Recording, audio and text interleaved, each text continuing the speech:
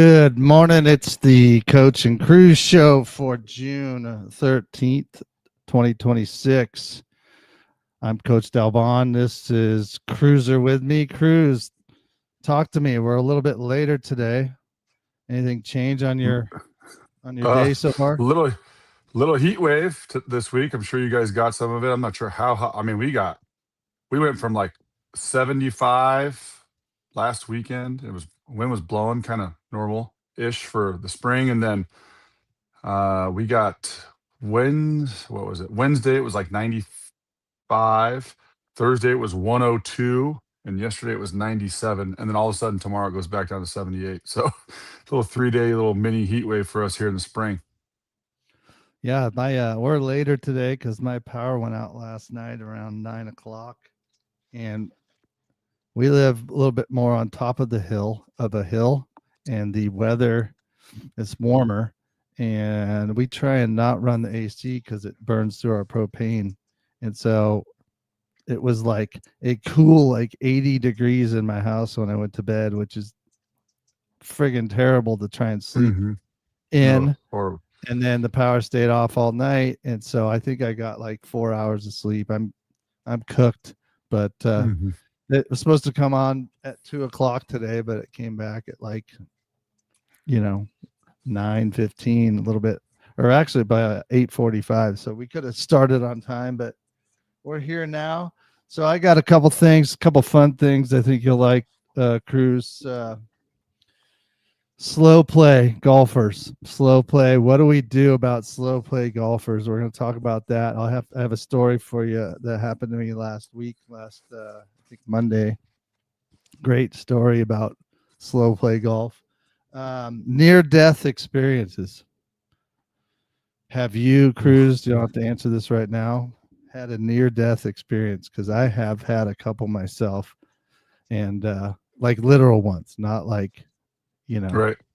crazy, car pulling in front of you and you hit the brakes really hard. I'm talking, 10 more minutes and you're not alive anymore kind of things. I got a few of those and I want to talk a little bit about soccer World Cup, maybe recap, your week watching all those games at the bar, but I also want to talk about things to do besides watching soccer because, man, I watched a little yesterday and even though we were rolling, that's hard to watch, in my opinion. And then we haven't talked a lot of 49ers. Why is that? Not necessarily us. I feel like their off season's been pretty quiet. Hmm. Maybe that's good. I don't know. Maybe they're, let's talk Niners a little bit and what we think. Just, maybe they're resting because they have so much travel they've got to do.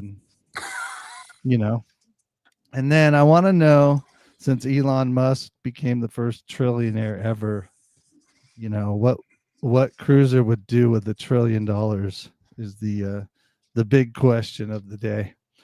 So we'll get to all that stuff, but I want to start off with slow play golf. Um, First of all, with you, like having you golf a couple times a week, pretty much.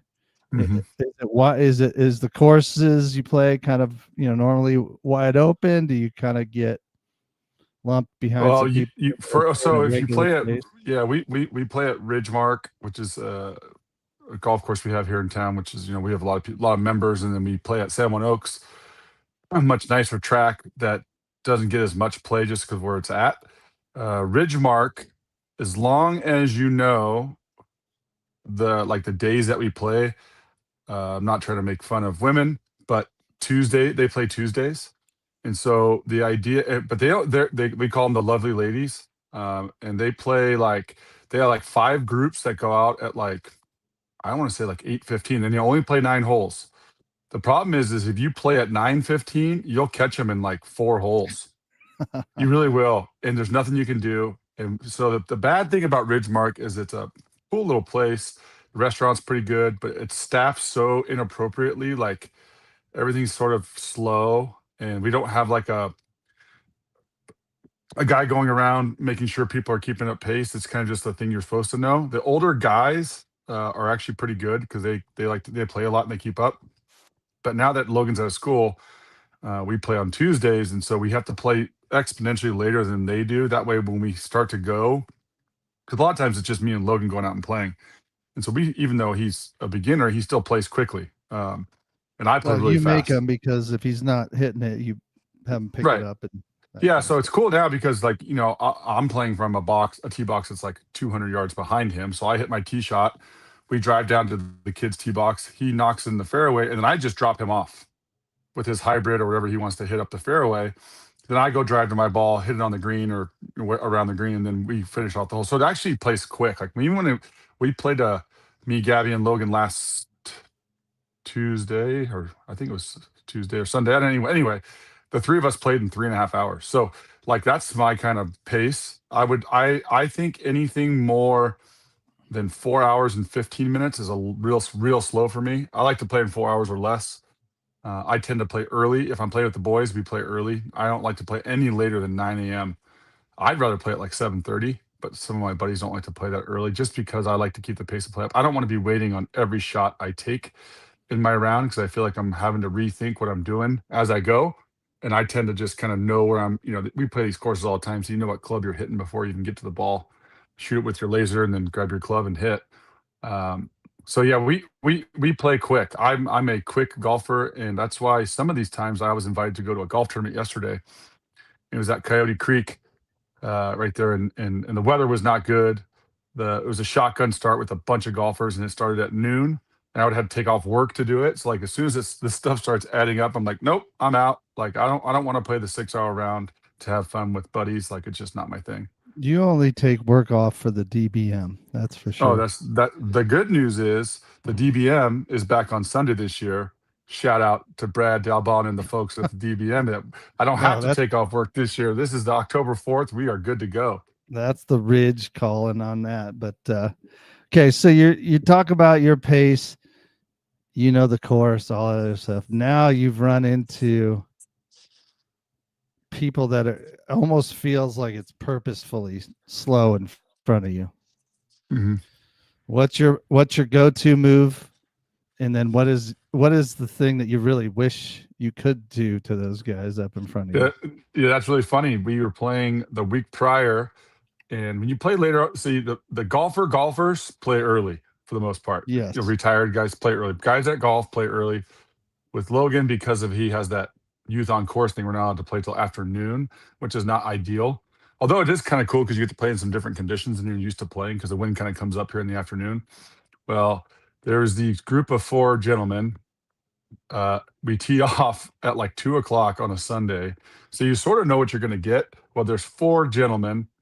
They have one bag and two carts. And it takes them, no, I'm not kidding you. It took them like 25 minutes to play the first hole. So now it was me. I was actually me, Gabby, and Logan. And I said, guys, we have to make a decision here. And they're like, what are you talking about? So Gabby hits her tee ball on two. These guys are still in the middle of fair. I mean, these guys are the slowest I've ever seen. I mean, they don't know what they're doing. I guess that's when they're supposed to play. But for a guy that golfs all the time, really annoying. Because this is our move. So they're on two fairway. We're on two tee box. I'm like, we skip two, we skip three, we go right to the fourth tee box. We don't play those two holes, and we will cruise on. Otherwise, this is going to be. It goes from a 3 hour and 45 minute round to a 6 hour round. We're never going to be able to get in front of these guys. It's going to be horrible. So that's what I do. I mean, I play so much now that like in a situation like that where it's nothing on the line, we're just kind of knocking the ball around on a Sunday. I'll skip holes and get if there's ways to get in front of people where you're not going to get clogged up and it's open in front of them. I get in front of them as fast as humanly possible and just move on with my round. Okay. Now, when you can't do that and you feel like it's purposeful, the slow play. I would call. I mean, we don't have like a marshal out there. If it's intentionally slow. I know everybody at Ridgemark. We play there so much. I'd call in and be like, "Hey, Troy, that's the guy who works in the thing. Troy, can you send a guy out here to talk to these guys? They'll have a guy come out and they'll talk to them. And be like, you have to play faster. If you have like we had a time last week with the lovely ladies last Tuesday, and they had two groups of lovely ladies. The last two groups on eight, and we had four groups par four, and that's just like, and we're the fourth group, and so but with the lovely ladies, going in that they're going to be playing. number one. And number two, they're only playing 9 holes, right? So that Right. 4 groups goes down to 2 groups as soon as you get to the 10th tee. So you kind of sort of have to wait it out. With people being intentionally slow, you have to go up to them and say something to them, or you could sort of hit into them if you want to say it, wake them up a little bit and try to get them to move up. I would first be like, yo, guys, you got to keep up with the group in front of you, or let us play through. If even with like if there's a twosome behind us and I'm playing with Logan and I don't want to go fast and Gabby's running, I'll wait on tee box. We'll hit our tee balls and I'll let the twosome go. You guys go ahead. We're not in a hurry here. Never like Right. when we play with our buddies do I let that happen because we play really fast. But when I'm playing Right. with those guys, I totally do that all the time just to keep it so nobody feels in a hurry or rushed either, right? So that's kind of my move. So when I'm playing at the Ridge, I could play there kind of anytime I want. So when Mhm. you talk about going around people, and not playing some holes, I don't mind doing that because I haven't paid. Shout Mhm. out to Amy and the Ridge for letting employees and their spouses jump on the course. And so I'll jump around holes too. I mean, I'll find the soft spot. Even Yeah. if I'm playing with somebody, I don't know if a foursome it might be trickier. Mhm. But Monday I went out with a friend of mine, and I should have taken the earlier tee time. There was like an 11:20 and a 11:30, and I picked the Mhm. 11:30, which is dumb. I should have picked the front one, right? So these 4 Mhm. guys go out. We're a twosome. We're on the second hole, and we're waiting already on the to tee off on 2. Mhm. And you kind of want to wait and see, is this going to be something that is going to be an all day thing? And I noticed there wasn't too many people in front of them, if anybody at all. So we're hitting our second shot, and there's a single guy in the tee box behind us already. We're just lining up for our second shot. So I don't know I think we'd let him play through us on 2. Even Mhm. we didn't tee off together in the tee box. I Mhm. think he hit his. We waved him up, I think is what it was. I forget. Um, so he's waiting to hit up, and I noticed the guys the foursome taking a long time on the second hole. So they finally finish, move over to 3, and this single guy, finishes up, and by the time he's on the green, we're hitting our second shot, so we know he's gone pretty much. So we're rolling up on the foursome again, and what we learned in about 2 or 3 holes is that these guys hit the ball well, but then putt like they're playing in a major. Yeah, it happens all the Marking time. the ball, I can't stand it. walking around to see the other side of the Mhm. Mhm. roll, which I get if you're like maybe in a tournament or Playing a money like a game or something hole, like that. but it's like picking the ball up, toweling it off, Mm. placing it down, and taking forever. I mean, to putt. Now, it's strangely enough, like they're getting there. Their pace to get to the green was like pretty good, I thought. Like, why are you doing this? So we're not in a hurry and we're playing okay.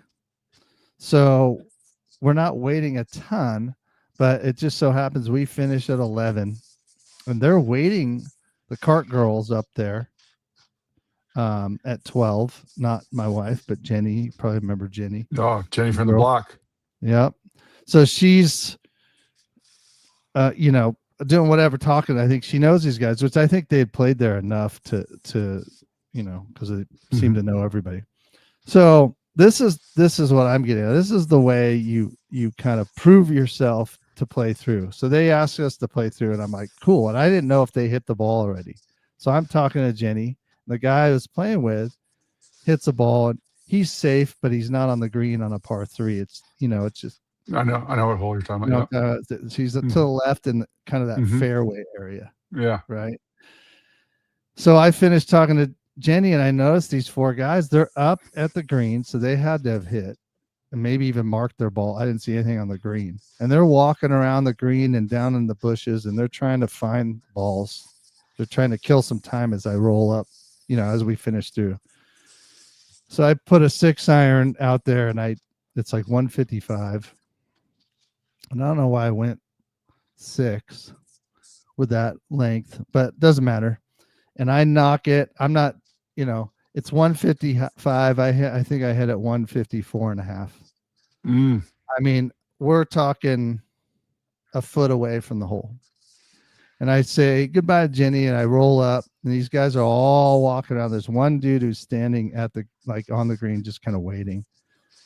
And he doesn't even say anything. It was some dude down hidden behind a tree. I can't even see him. Yells, "Nice shot." And I tap in the birdie, right? And I pick the ball up, and then we get in the carts. And these guys didn't even give us room to drive around them on the cart path. But my point with this is I kind of walked up there like, hey guys, this is the reason you should have let us play through, because we're freaking striping balls at the pin. Now, what's funny is I'd been playing like absolute crap the whole day. And so I kind of walk up there like I'm a tour pro, after I just knock it like super close. I mean, I thought I was like 5 feet away when I took a peek as I walked off the tee box, and then I roll up there, and it's like a foot. Like, this is awesome. So that's my slow play story. I mean, and then of course, right, that was 12. We have 6 left, and we rolled through 6 holes in like an hour and 15 minutes.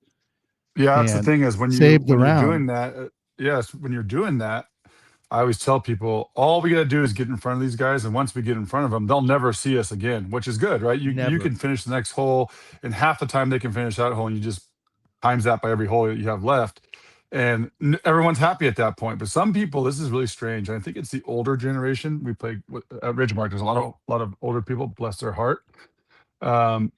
They have like something against you playing fast up into them, instead of just saying, hey man, you guys are obviously playing faster than us, we're obviously not in a hurry, we're going to take our time wherever we're going to take our time, play through. I love letting people play through if that's the case, not when I'm playing with my buddies, because like I said, we don't play slow. It won't I don't happen. need to. No, I don't tell the group behind us ever, hey, it's not us, it's the group in front of us, because it's not a thing. But if I'm with like my kid and stuff, and I'm not in a hurry, and we're going to play a 4.5 hour round, whatever it is, then go ahead and play through. If you're going to play quicker, now the one caveat is the twosome. Like say you're playing in front of a twosome, and they're not hitting into you, but they're sort of pressing their luck. Well, in front of you, even if they pass you, if there's people in front of you and them, and there's nowhere to go. If there's nowhere to go, there's nowhere to go, and you just have to deal with it. But like in our situation, we had those group of gentlemen. I'm like, guys, all we got to do is skip 2 holes, and this becomes 3 hours and 35 minutes rather than 5 hours and 35 minutes. And so it's funny because we finished our round. We never saw those people again. We're having dinner at the clubhouse, and here they come rolling in as we're paying our bill. Yeah, like exactly. I mean, that you take an extra, and these guys obviously, I think it's great for everybody to try golf, and at that time on a Sunday, that's what you're going to sort of get. And so they should be allowed to do whatever they want. They paid their fees and they get to play, but at the same time, they don't know the rules of letting us play through. These guys didn't. I mean, if you have one bag with 4 guys, you sort of know what you're getting yourself into. You've seen enough golf as a golfer. The course let them go out with that. Well, they normally don't, but because it's so laid back, like it's sort of they just assume you have a golf bag. But these guys weren't dressed like they were dressed like they were going to Cinco de Mayo barbecue, not playing Ridgemark golf on a Sunday. So we like I said, and Gabby was sort of pissed because she doesn't get to play a lot and she likes to play, and I totally understand that. But with the time that we're playing, if we want to make this thing move, we have to be proactive about this and get ahead of these guys, which we did, and it was all good. Oh, for sure. All right, let's move on. Next one for today, near-death experiences. I don't know. I was up last night since I couldn't sleep when it was a trillion degrees in my bedroom last night, thinking of things to talk about. And I had just told somebody my near-death experience story, and I thought to myself, how many other people have you know, had something that literally scared them to, like, it was over the moment, it's coming. And what were they? And I've had two, and the strange thing is that they happened on the same trip within days of each other. And I'm Let's hear it. talking like gone, like I'm toast, and not like, you have some disease and it's eating away at you. Mm-hmm. I'm talking like, you're standing on the train tracks and your foot gets stuck, and train's, gonna bury you, kind of crazy stuff. I'm Right. wondering if you have anything close, or have heard anything that. Well, this is going to make And you, this will probably make you understand. I don't know if I've had any like instances where it's been like that. Now, I want to tell you this, and people that know me well will be laughing because I tend to not put myself. Now, granted, sometimes you can't help yourself, but like I'm not the guy. If you go, hey, Cruz, before I die, I want to go bungee jumping or skydiving or something, right? skydiving, or Yes. let's go fucking hike up this thing. If we fall, we're gonna die. Now I'm Mhm. all for like hiking and shit, as long as like I'm not gonna die. No, I So get I you. Putting I yourself in the tend to spot. I tend to not put myself in those experiences. I'm not like some extreme boater or a snow skier because now I'm not a huge guy. I like the snow, but I don't. I know what you're We don't saying. go to the snow. We go to Lake Tahoe in the summer. Um, I tend to not put myself in, circumstances where that could be the outcome because of the way I am. I'm so OCD about everything that I don't like crowds. You like jumping in mosh pits, Brad. I don't like jumping in mosh pits. You know what I mean? So, and I like extreme sports and all that kind of stuff. But like when we were kids, we never grew up going snow skiing. So I never had is there a chance that an avalanche is going to hit me? Not me. I can fucking promise you that. I'll be at the bottom of the hill at the bar drinking a cocktail while you guys are fucking fighting death coming down that black diamond or where the hell they call these mountains. Uh, so Well, because of that, I don't have tons of stuff like that. There's stuff that's happened in my life. I've been thankful enough to be healthy enough, so there's no health stuff that's happened. But I would think I have a less of a chance because I don't put myself out there to have that sort of that's a experience. fair angle. I know that you talk about jumping in the pit and at concerts and stuff. There's concert mosh pits and Oh, circle pits and all that stuff. They have unwritten rules in those things, by the way. Like, you take care of each other. If you're going down, if you're, people are picking you up and, patting each other on the back. It's, even though when you watch it, it looks chaotic. There's some rules in there, that rules of engagement. But I'm with you. I'm right. not a big crowd guy, and obviously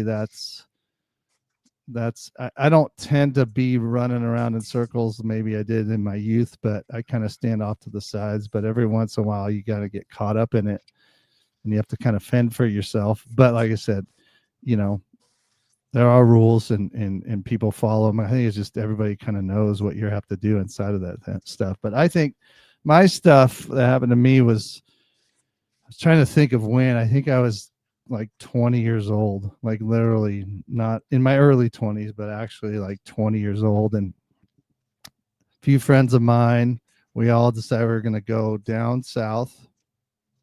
And I can't divulge the full story because there's some things that can't be made public that occurred. But one of the situations is that at the time I didn't have a license. My license was suspended. And again, I can't explain why that was to the general public.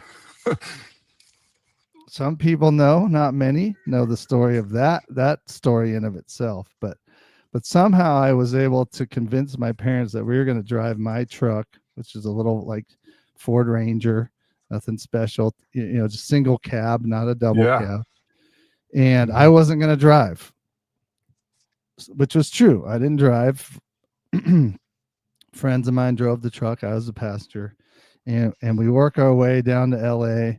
into San Diego, and the ultimate goal was to go to this rave again, something I'm not about, but back then, why the hell not? Sure. So we're in Mexico in Ensenada at this Oh yeah. rave. But before that story, the first thing happened to me.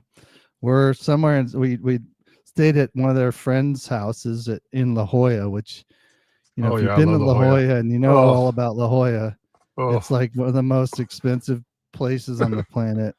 And this particular person, the house that we stayed in, I've never been in one. I've never stayed. We stayed overnight, and I mean, it took like at least 1 minute, if not more, to get from this kid's like bedroom to like the living room, like walking Mm-hmm. down.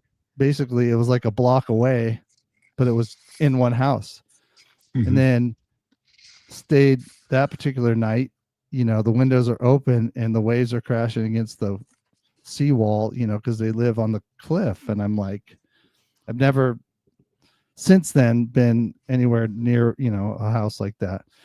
But we had, I don't know if it was before or after we stayed at this guy's house, we had gone to the beach. And I'm in the water. I'll cut to the chase because it's kind of a long story. And didn't realize that I'm out in the water when there's rip curls. Okay. Oh yeah. So I'm swimming. I'm out, I don't know, 100 yards, maybe 50 yards. And it's like waist high. But I decide I got to start swimming back because I'm far enough out that it's just time to go back in. I wasn't being like crazy trying to see as far as I can go or anything like that.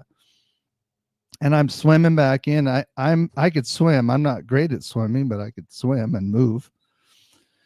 And I look up and I'm like 200 yards out. So all the swimming into shore, and I'm not getting near the shore. Anywhere. Mm-hmm. So I'm swimming. I think I probably swam a little harder, which was the dumb thing to do. Mm-hmm.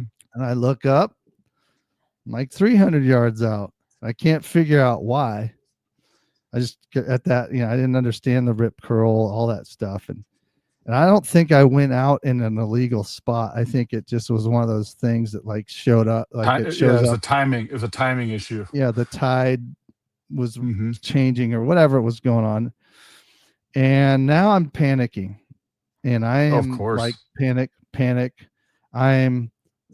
Now I know kind of what to do as far as just kind of relaxing and survival float, and maybe let the current bring you back in a mile down the beach. You kind of go around it. Right. That's kind of what they say. Now, I didn't know that at that time. Right. So I'm going down. I'm like nose above the water. I'm gassed. And I'm not intoxicated. I have nothing in my system. I'm complete normal at this point. And all of a sudden, I hear and see, as I'm kind of bobbing my head up and down, I see a helicopter go over the top of me at about 50 feet. And it's moving. It's not just hovering.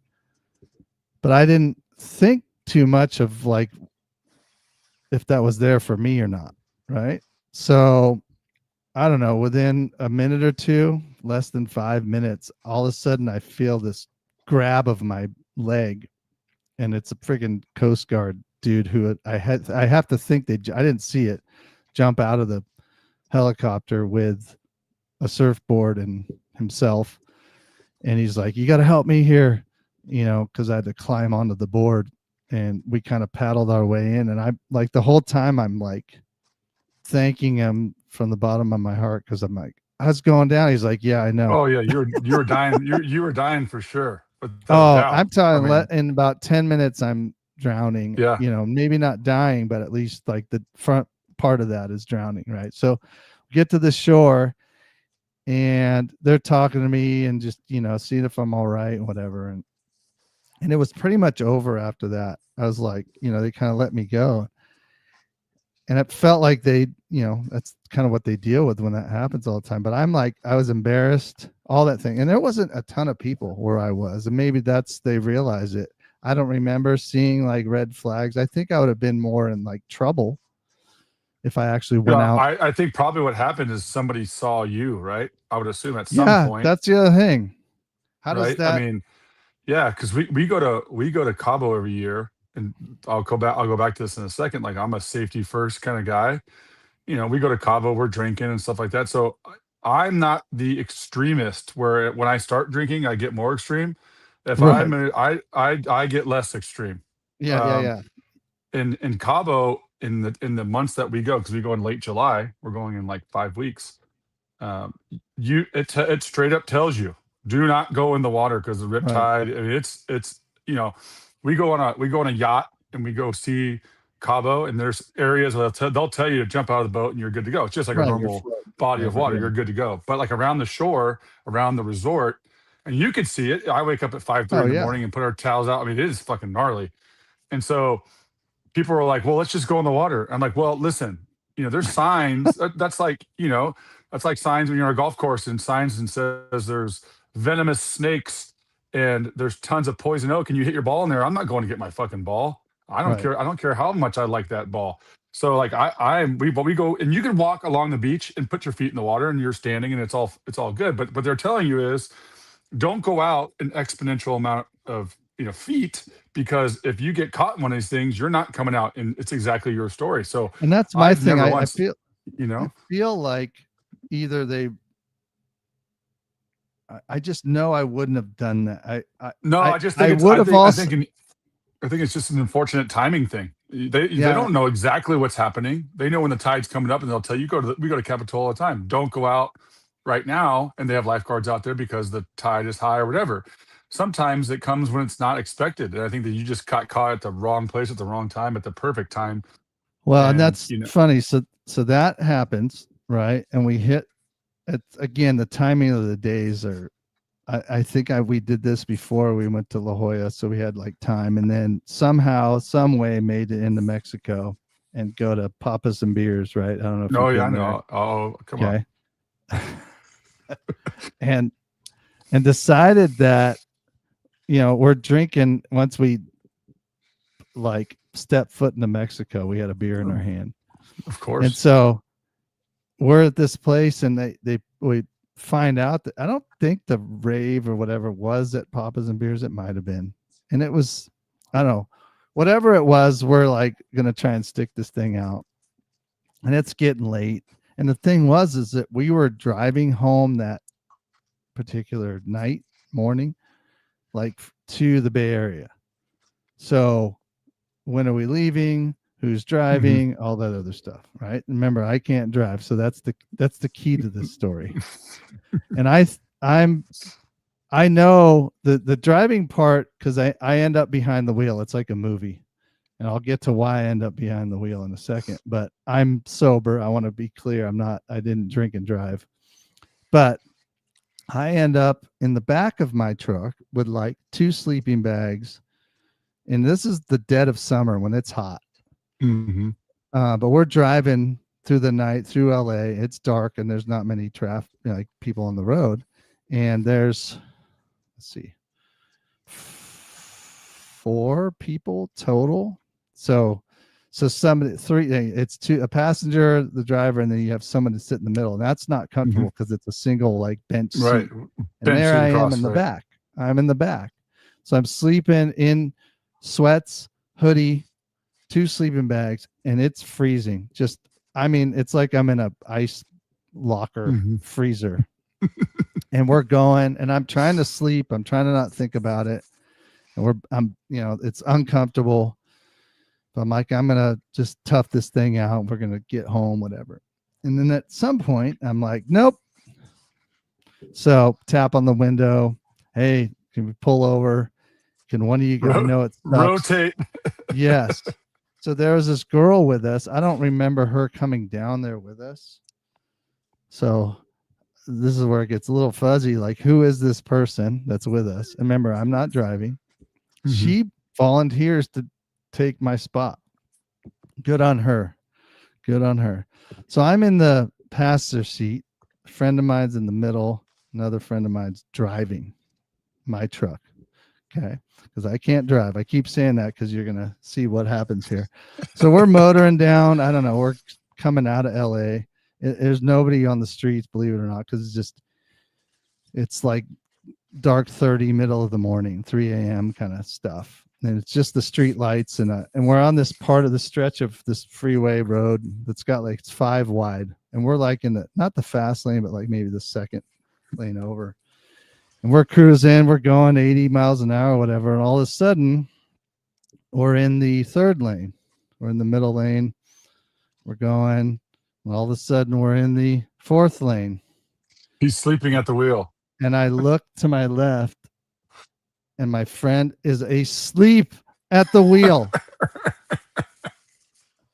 I mean, out cold, like asleep, head not just like nodding. Yeah. He's out.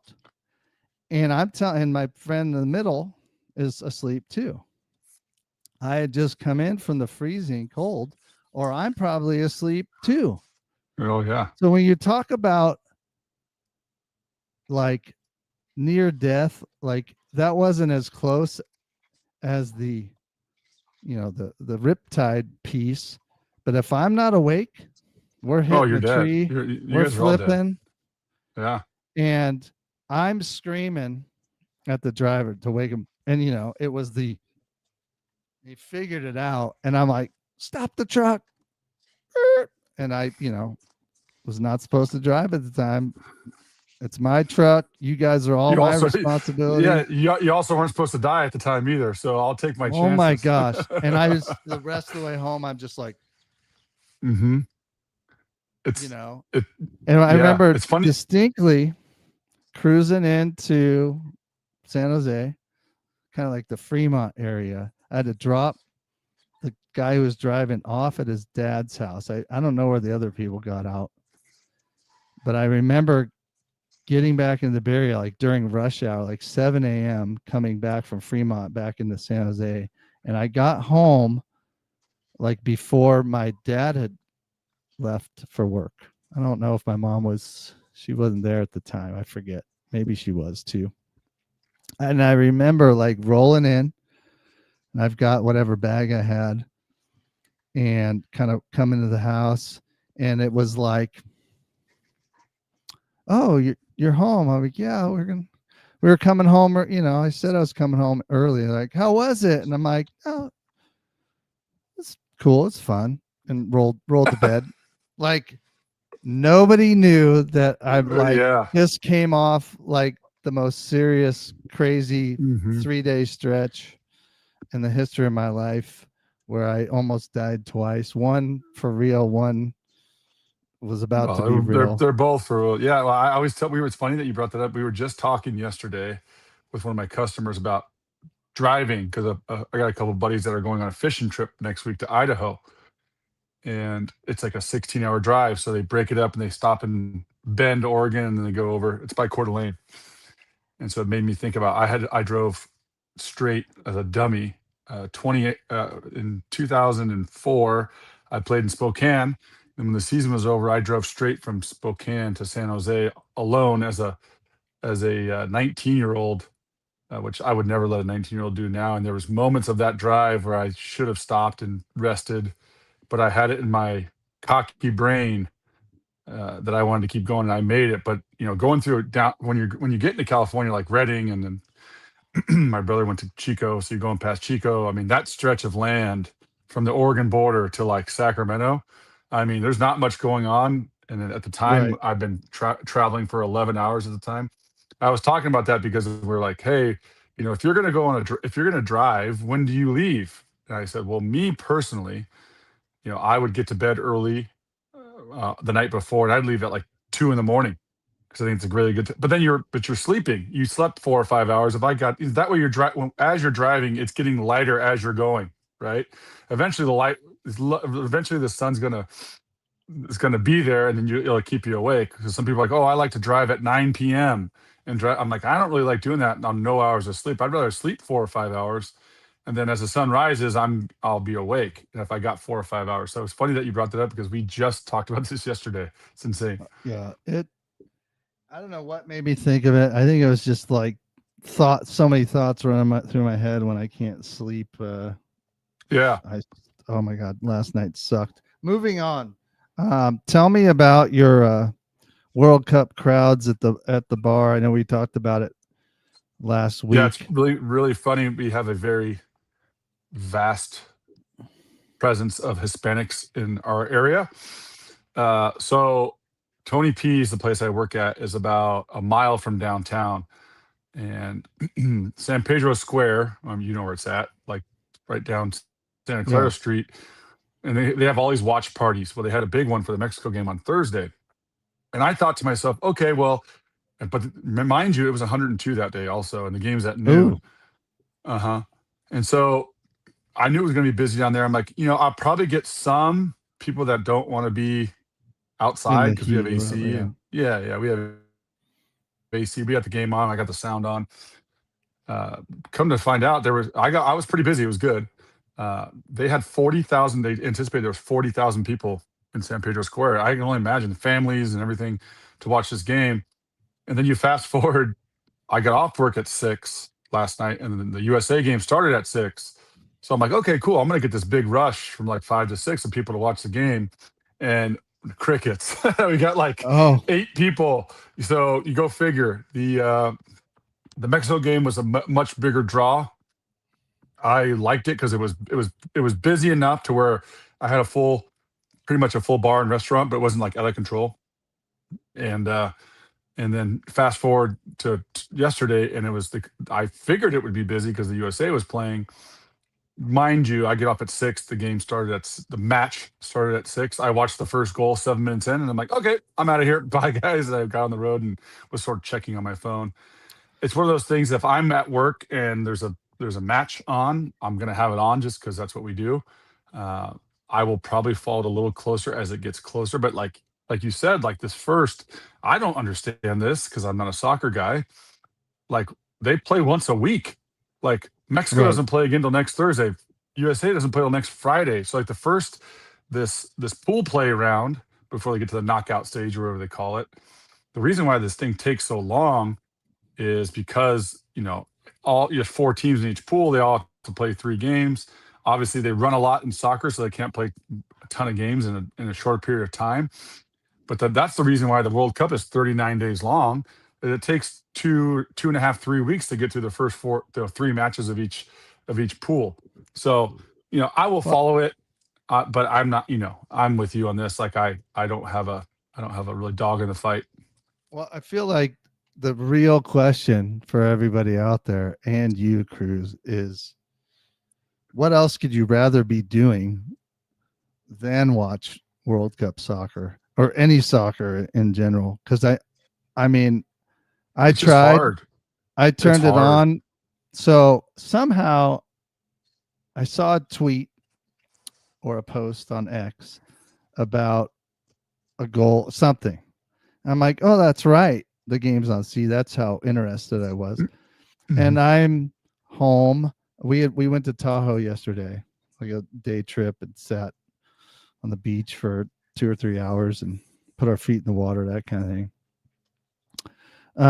Came home, we're kind of unpacking or whatever, and I turn it on, and like you, I actually turned it on like literally, I think right when we scored the second goal. Like I Mhm. missed it, but he was celebrating. Like so, Mhm. it just had happened right when I turned it on.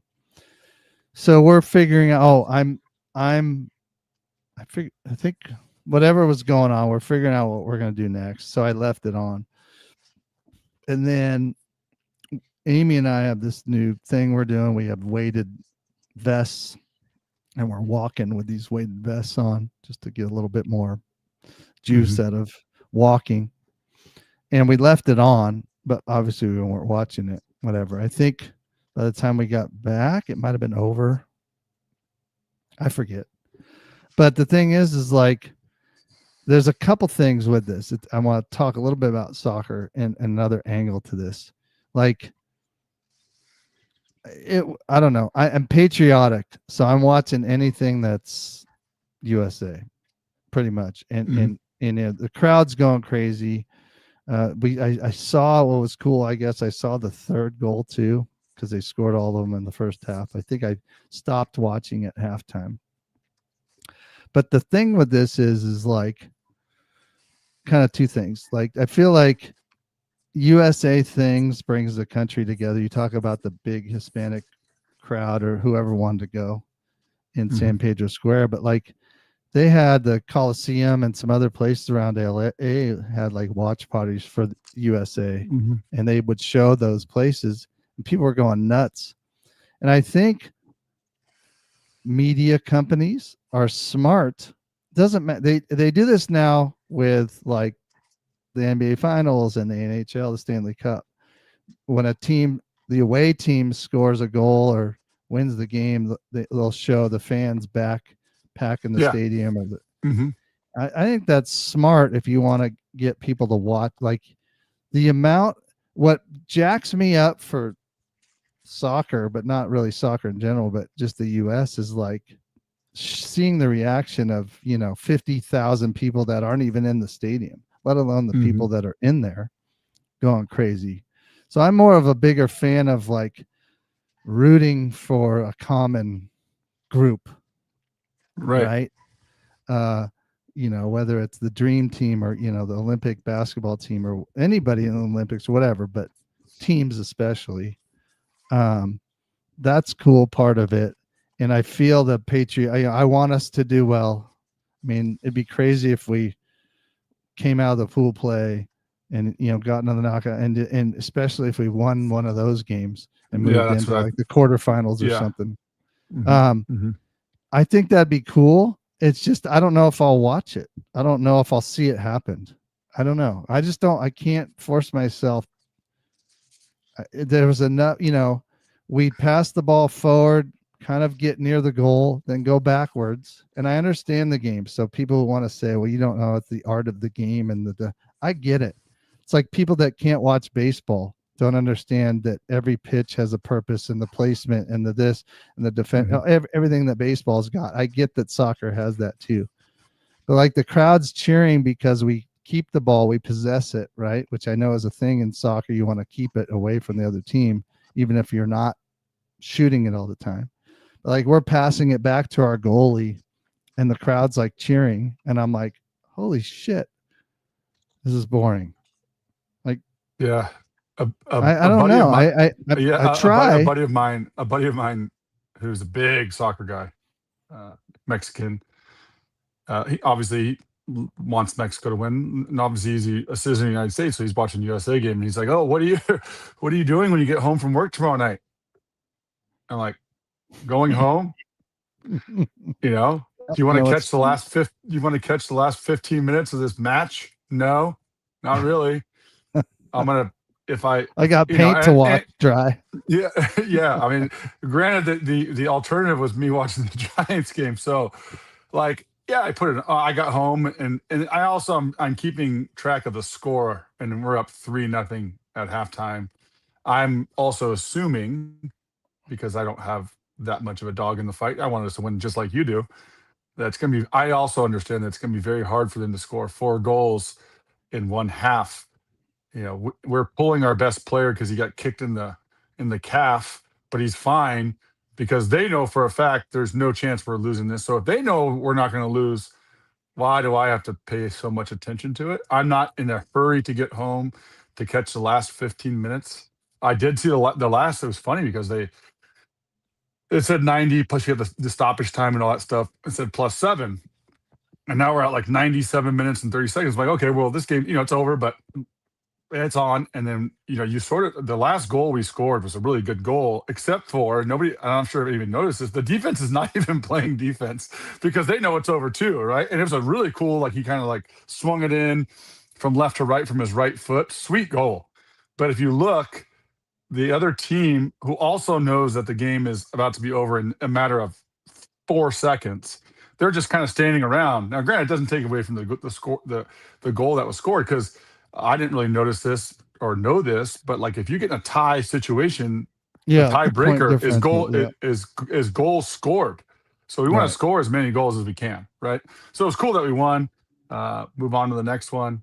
I don't know. I'm not in a Well, hurry to get to a watch party, but it is cool. You see the worldwide presence that soccer has. And I was just thinking, oh, for like, well, sure. Mexico gets to play 3 games in their home country. The first three. I mean, can you imagine if they lost? What would go down? Like, they Yeah. take it super seriously. Another funny thing is I didn't realize this, and I guess this is because this is how global soccer is. Like, you're not allowed to call Levi Stadium during the World Cup. You can't call SoFi where the US is playing. It's not called SoFi. It's called Los Angeles Stadium because they're that big that they don't allow outside like Levi's Oh, or the SoFi corporate, to the to be able to corporate pieces. yeah, they don't like the corporate and I didn't know that. I just found out because I see it in the Bay Area. I think Oh, there's a game at Levi today, or they call it San Francisco Bay Area Stadium for the next 39 days. And those tickets are, and the teams that are playing, I didn't even know were countries. And they're going, and they're going, they're going for like $900 a piece for the first game or the first round. I'm just like, what are we doing here? yeah. We Here I am trying to get my son to a Giants game on July the 6th, and I'm looking into how I'm going to pay for us to be able to go. And then for one ticket, it's $1,000. I'm like, this is not a thing for me. Well, Never. what was interesting, and we talked about that for sure, is Amy a week ago. It's like when are the Giants home again? And they were playing the Cubs, in Wrigley or whatever. And she looked at, Friday. Was it today? Yesterday. She was looking at Friday, last night's game. And again, I couldn't watch the game. I mean, we do have a generator, but our generator sucks the propane out of our tank. So we try and not run that thing. And so it was late enough that we just decided to go to bed Mhm. instead of doing anything else. So, but I sat there and I kind of followed the game on my phone just with updates, not knowing anything. But I see, that we can't score again and lose the game 5-1. I'm sitting there going, that would have sucked so bad to go down there and watch those guys do that shit again and not put up any runs, because the plan was Yeah, to go last night, but we decided yeah. to go to For us, Tahoe instead. right. For us, it's living in Hollister, even 45 miles more south than the Bay Area. We catch ourselves like saying, "Oh, let's go to this game," and then by the time the season's over, we didn't like last year. I used to go to 5 or 6 games a year when I lived in San Jose because it was so much more accessible for me to get there. Well, now that school's out, Logan really wants to go to a game. The reason why we're going is because my buddy's the manager of the Blue Jays. The Blue Jays are in town. I'm not in the business of like bothering my friend for 6 tickets where I don't even know where they're going to be. So what we'll do is we'll get our own tickets. There's two families that are going. We'll go early, and then he'll get a chance to meet some players and stuff like that. So then that to me is worth it. Oh, for It's a Monday sure. night game. He's out of school, but I told Gabby, I'm like, I just wanted you to know this. The game's at 6:40. We're leaving Hollister at like 1:30 or 2 o'clock. Like, I'm not going to sit in traffic getting to San Francisco. It's already an hour and 40-minute drive. Let's get down there. Logan wants to go see some of Yeah. the shops. We're going to have a You can go early dinner. down the Coke bottle slide and do all that stuff once Yeah, you get in the stadium. exactly. And then when they're out there hitting BP and stuff, I can walk him down to the dugout and have my buddy meet the manager of the Blue Jays, and he'll be able to meet a couple of players. So that's kind of neat. That's something I won't miss just because of what it is. But when it comes to like a regular season game against the Nationals, and I got to leave Hollister and hurry down there and get back at midnight, and then you're paying $60-$70 a seat, plus parking, plus food, plus whatever we buy when we're there, and it becomes like a $700 Monday night. That's why we do it, 0 times a year or once a year. And so, Yeah. but because it's the Blue Jays, and because I have my buddy who's the manager of the Blue Jays, I think it's time for us to head down. We're gonna go July 6th, and we looked into tickets, and we like to sit club level, and it's a Monday night game. So if you're gonna sit club level, that's the Yeah. kind of day to do it on, is when the stadium isn't super full, and we have access to be able to walk down, during BP or whatever, and he gets a chance to meet my buddy, and hopefully meet a couple of the players and get some autographs and a ball or something like that. I think that would just make his world light up. And so we're going to do that. But I think that's probably the only game at San Francisco that we'll probably go to all year long. I know that I was going to ask you actually if it works out. It probably won't just because of your schedule, but the Blue Jays also play the A's at the beginning of Oh, September, and in so Sac. Yeah. In Sac, and so Sacramento is about halfway from my brother who lives in Reno and me who lives here in California. So they play Monday, Tuesday, Wednesday. Wednesday being the day game, and so what we're going to do is we're going to go down on Tuesday, go to the game, screw around in Sac, and then we'll go catch the day game the next 12:30 game or something like that, and then we'll both go our separate ways. So we're trying to do that. I have not seen a big league game at that ballpark, so I'd kind of like to see how it looks in comparison to how it looked as a minor league stadium. So we're going Yeah. to try to I make mean, that work, make that happen too. pretty much the same, just razzed up a little bit. But yeah, those club level seats are probably pretty easy to get since they suck right now so bad. Yeah, But hey, the ticket prices are for row A, which it's great. Row A has nobody's walking in front of you, and you have the railing, so you can like put right. your feet up, and so they're $59 a piece. So I'm like, I mean, for that good of a seat, it's never going to be, it's like $125 seat when it's like a weekend game, and there's 3 or 4 of us going, depending on if my stepdaughter goes.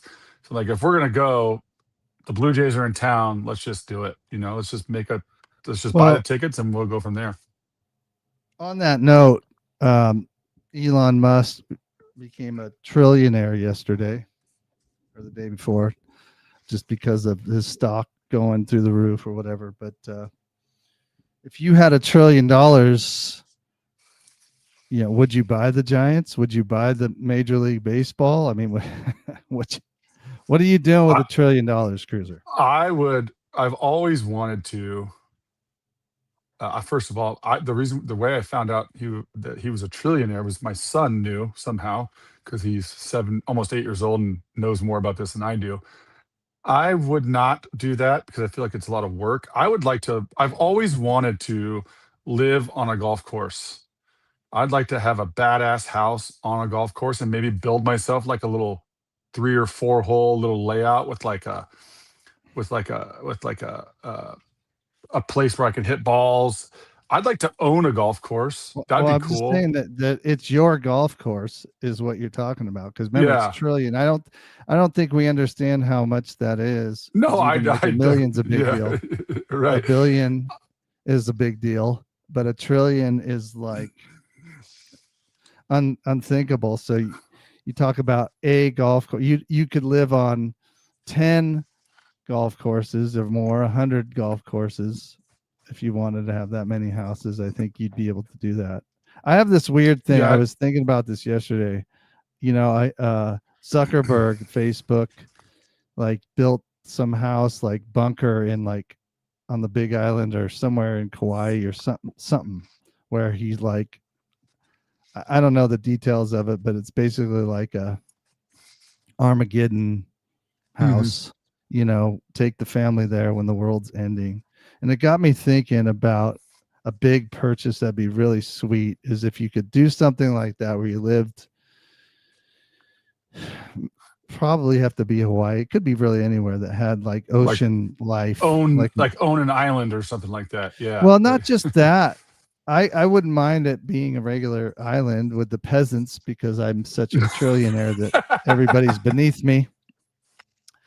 But digging down, like having part of this property be so deep that like one of your rooms is just like an aquarium.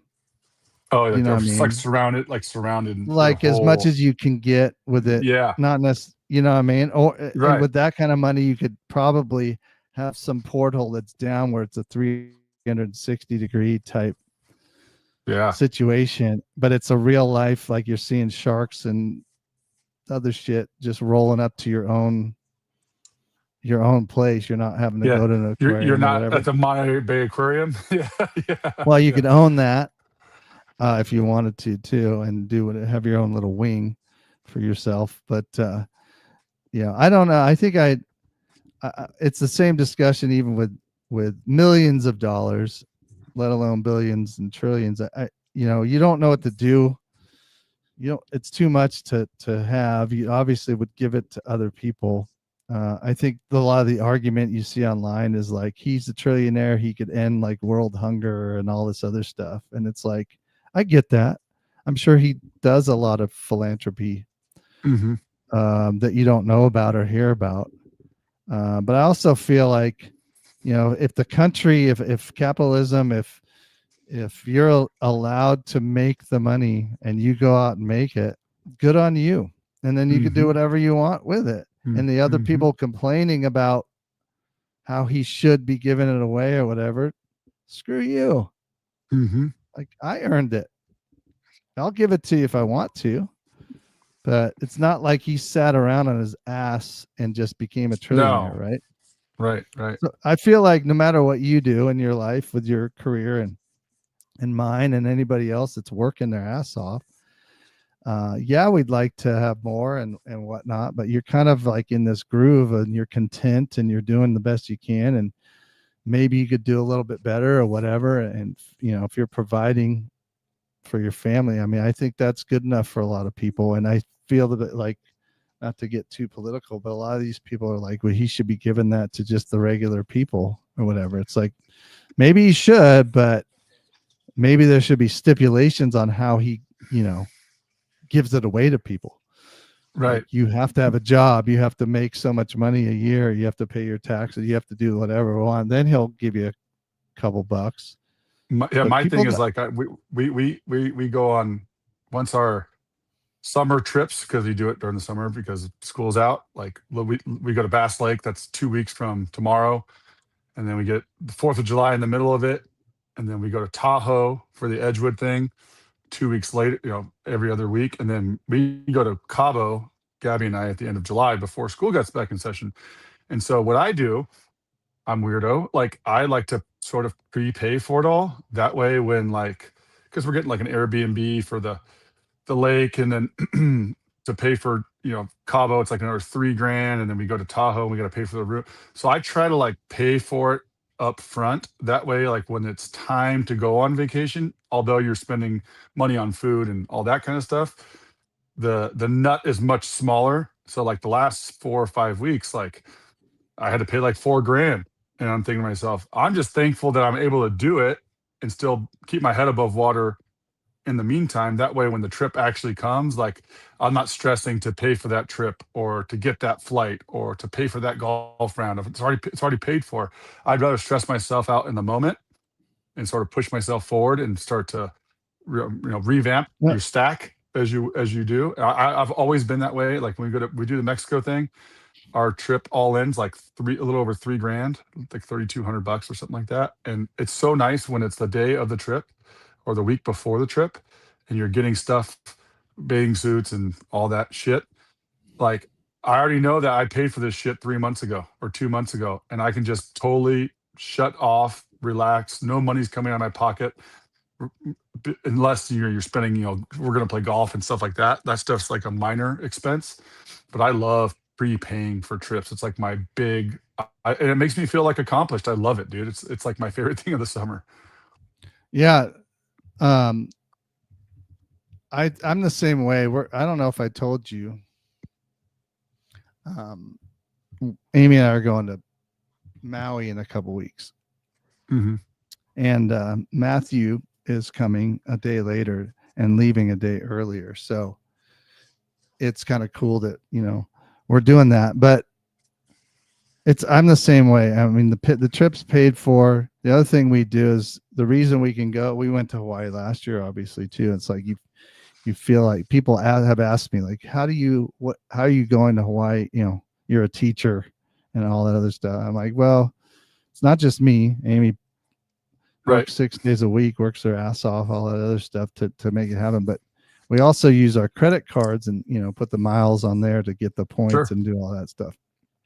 So it's not as bad as it could be. But then, when we went with our boys a few years ago as a family trip, I think I had mentioned that, I had saved up from COVID and I was trying to make that trip like the end all trip.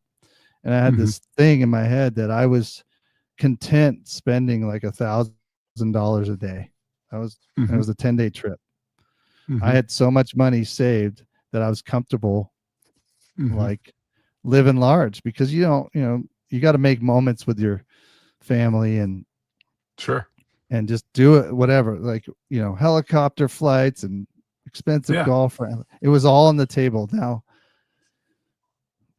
in a way, it was kind of good because we didn't actually, come close to my number, really at all, which was um, good for me. But it let me do, and that's kind of especially with Hawaii, because we were looking at Mexico and doing some stuff. I need to feel like I don't have to worry about what I'm spending. So the trips paid for, flights paid for. We upgraded, not first class or anything, but we have Business more leg class. room, and no, just We did. we're like right by. We have a little more space in front of us, and we're in a 2-seat spot, not Yeah. three, We do the and same that thing for thing's Mexico. They call it we fly Alaska. They call it premium seating. So you get extra 6 inches of leg room. You get free drinks on the plane. You get off because it's rows 6 through 10.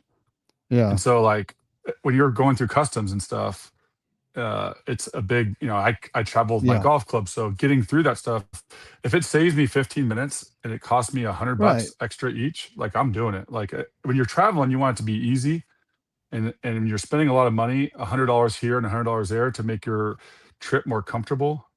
It's never going to get in my way. We never, there's always cheaper flights if you want to stop. We fly right. direct. We've done that I direct, agree with it. Yeah, non-direct Mexico thing, and we did it in November, which is beautiful in Mexico, but it's not beautiful in Salt Lake City, Utah, and that's where our layover was on the way home. When you just want to get home, and you go from where it was 80 degrees and sunny, and you're on this beautiful place. And we were in Puerto Vallarta, where our flight was delayed going out because it was coming from Salt Lake, and we went through Salt Lake on the way back, and we went from sunny and 80 to de-icing the wings, running to our plane just to get back. So I'm like, never again. If I can fly direct, I don't. There's got to be a way where it's not going to cost me an arm and a leg more. So whenever we do stuff like that, once I get on the plane when we leave San Francisco, I know that when we land, we're in Mexico, and vice versa. Once we're flying home and it's time to go home after we've been gone for a week, I know that once that plane's in the air, we're going to touch down in California and we can get back to our lives. I don't like being stuck at airports. all And, right, I've done that before, and it's just not the way to travel, especially at our age anymore. If you can avoid it and it's avoidable. Granted, we have to fly to SFO, but so what?